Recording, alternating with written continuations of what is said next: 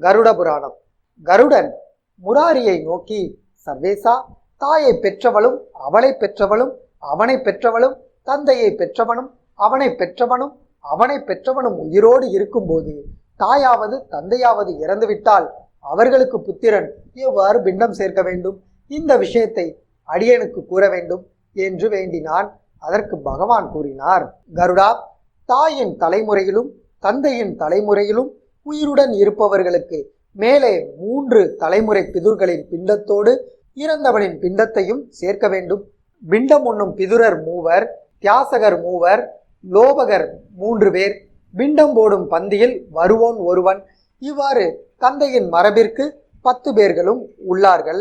ஒருவன் மரித்து பிதுரார்களோடு சேர்ந்ததும் 4ஆம் பாட்டன் முதல் தியாசகன் ஆகிறான். 3ஆம் தியாசகன் முதல் லோபகன் ஆகிறான். 3ஆம் லோபகன் பந்தியில் வருவோன் ஆகிறான். பந்தியில் வருவோன் வராமல் ஒளிகிறான். புத்திரன் சிரார்த்தம் செய்தால் மாண்டு போன தந்தை மகிழ்ந்து அந்த புத்திரனுக்கு ஒரு புத்திரனை தருகிறான். சிரார்த்தம் செய்வதில் பிதுரார்களுக்கு திருப்தி உண்டாதல் அன்றி செய்பவனுக்கு மிக்க பயன் உண்டு. அவிட்ட முதல் ரேவதி நட்சத்திரம் வரையில் உள்ள 5 நாட்கள் சிறப்பானவை அல்ல. அந்த 5 நட்சத்திரங்களில் மரிப்பவனுக்கு உடனடியாக சமஸ்காரங்களை செய்யலாகாது. அந்த நட்சத்திரங்கள் கழிந்த பிறகே சமஸ்காரங்களை செய்ய வேண்டும். உயிர் நீங்கிய பிறகு தேகத்தை வைத்திருக்க சிறிதும் அமையாது. ஆகையால் உடனே சமஸ்காரம் செய்ய வேண்டும். தனிஷ்டா பஞ்சகத்தில் இறந்த தோஷ நிவர்த்தியின் பொருட்டு சாஸ்திரத்தில் கூறியுள்ளபடி சில கர்மங்களை அதிகமாக செய்தல் வேண்டும்.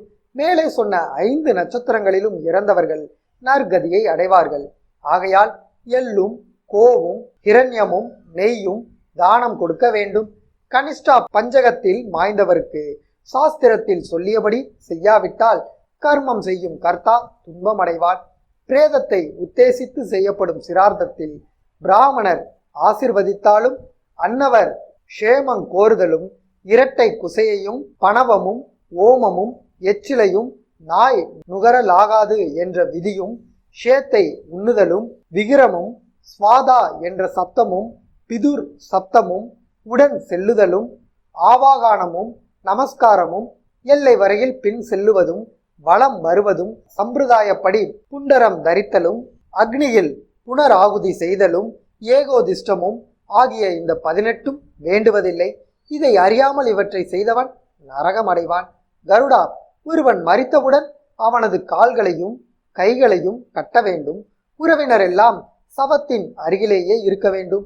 ஒரு கிராமத்தில் ஒரு சவம் கிடந்தால் அந்த கிராமத்தில் உள்ளவர்கள் அனைவரும் சோறும் நீரும் உண்ணலாகாது. அவர்கள் சோறும் நீரும் உண்டால் மாமிசம் உண்ட தோஷமும் இரத்தம் பருகிய தோஷமும் உண்டாகும். தாம்பூல தாரணமும் செய்யக்கூடாது. தத்த சுத்தியும் செய்யலாகாது. இரவில் பிணம் கிடக்கும்போது ஆண் பெண் கூடி இன்புறுதல் கூடாது என்றார் திருமால்.